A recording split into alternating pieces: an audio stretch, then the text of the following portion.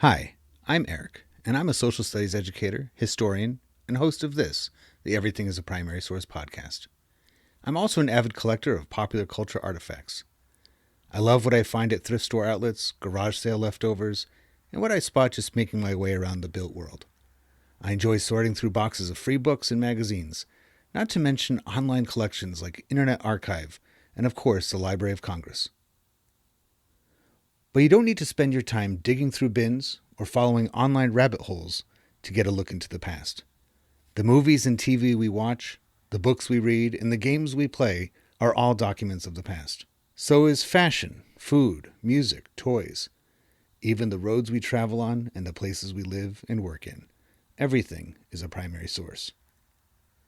This podcast is the result of exhibiting these kinds of artifacts in public, getting passersby to select an item they connect with, and then chatting with me to see what it says about the time, place, and people who made it. The conversation you are about to hear, therefore, is your history, my history, our history, through popular culture.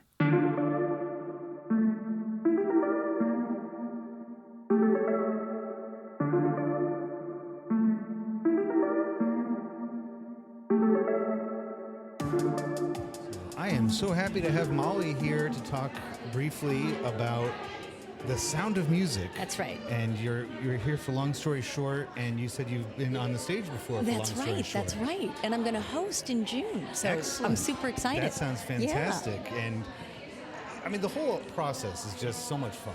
And it is. I feel like it's, podcasting has been around for only maybe 20 years, right, give or take. And already people are getting really innovative with it. I know. I think so too. So it's like, is that what drew you to do it? Have you done any other audio before? Have you ever done radio? Or? No, I haven't. I've done a lot of stage work. I had a all-female sketch comedy group in New York City for about 10 years. Oh, neat. And then... So did I. I'm just kidding. I didn't. Oh, like you did? Eric? Yeah. That's so cool. It didn't go over well. So I've done stand-up and storytelling, and storytelling is really my favorite thing to do. I just love it. Because even the best stand-up is storytelling. Absolutely. That's how I feel. And it's like, and we'll talk about some music for just a second, but I always think about, like, my favorite era for comedy movies would be like late 80s, early 90s. Because a lot of those movies could easily be dramas. Yes. But the way they tell them is comedy. Right, but for the comedy line, exactly. And so it's still stories. Right. It's just they use the hilarity of everyday life. It's so true. Yeah. So what drew your attention to Sound of Music? Are you a fan? Oh, a huge fan, and watch it all the time. Our family watched it growing up all the time. Every time it was on back in those days, you couldn't pick it, right? It's just when it came on, which usually was around the holidays. Mm-hmm. And and the music was a huge hit in our house. And now my husband and I always have a little joke about when the Von Trapp father and what is Julie Andrews' name in the movie? It's we'll edit Maria. Maria. Right, because what do you do about a problem like Maria? Yep. Right. And so he does this line about how he loved her, how they loved each other, and he just... Plummer has a lot of great lines in the movie. The songs are the best. I love the songs. It is a quotable movie, but also a song quotable movie. Absolutely. They'll play a few of my favorite things around Christmas time a lot. Absolutely, yeah. Even though she mentions like one thing about Christmas and the whole totally. song. I like Christmas and a bunch of other stuff. Right. But, we'll put it on the Christmas time.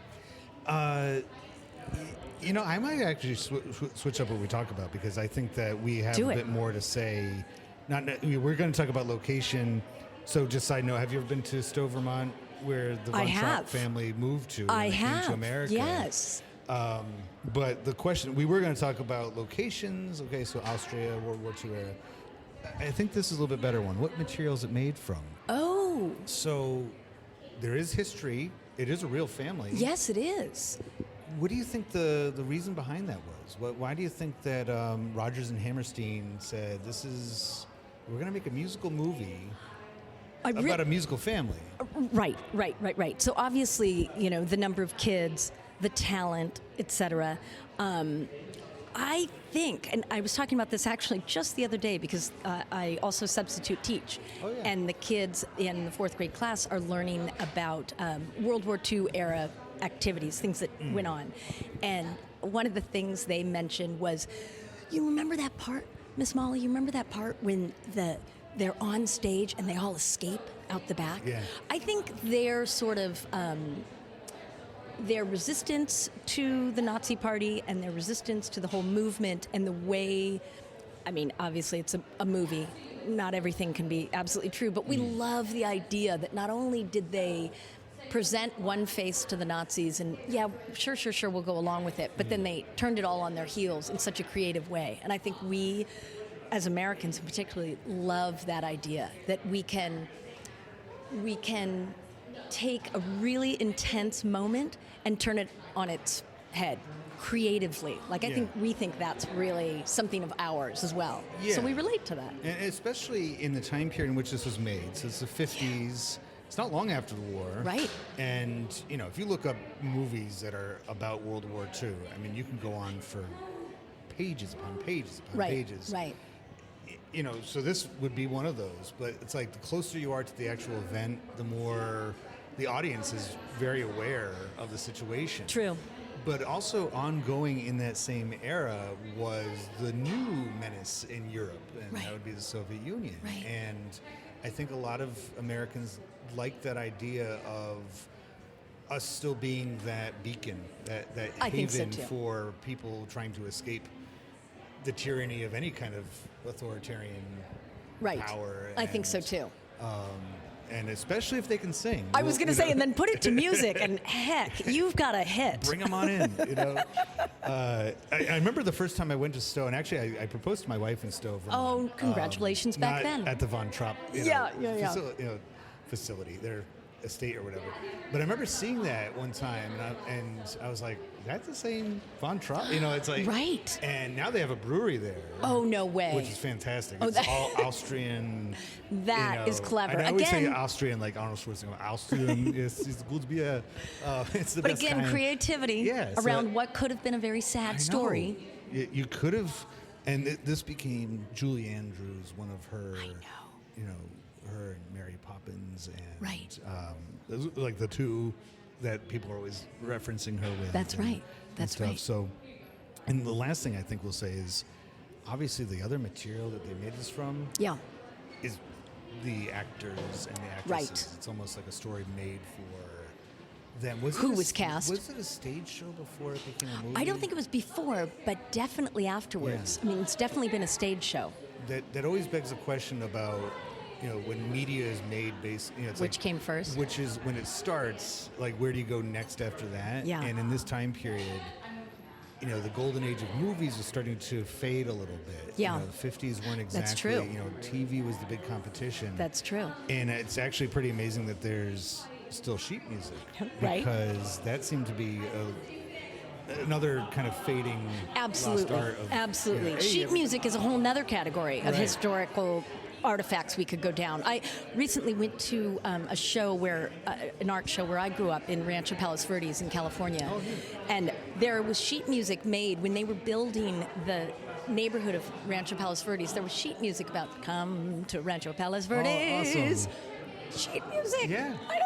I love it. People could read music. That's and right. They could. That's right. They could have picked it up and played it. And the best thing about it is, and I have another piece of sheet music and you can find it everywhere. Nobody wants it anymore. I want it, but nobody else does. Right. I found one from like a World War I song called like Charmaine or something like that, and it was printed in San Francisco. Oh, cool. Most of the time, these things are printed in New York or Boston. Yep. That one was California. Interesting. And it's like, by that point, the culture was transverse. It was not just coming east to west. Yeah. Like you just said, the West was producing messages Going north, through south. music and getting people to sing it in their living rooms. And hey, I have a feeling, Eric, you would like to come and see.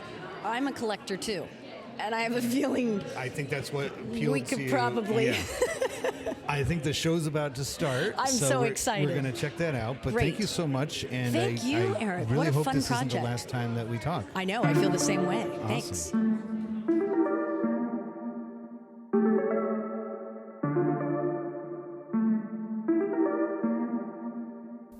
Popular culture, by definition, connects and unites us, and proves that people of different backgrounds, in fact, have a lot in common with one another. I hope you enjoyed this conversation, at least in part, for that reason. If it connects with you and you'd like to add to it, or any of the podcast episodes, just visit everything-history.com and search for the Everything is a Primary Source project, which can be found in the classroom section of the website. We'd love to hear what you have to say. Be sure to rate and share this podcast wherever you are listening to it now, and follow Everything as a Primary Source on social media, including YouTube and especially Instagram. Thank you for listening to the EPS podcast, where everything is a primary source.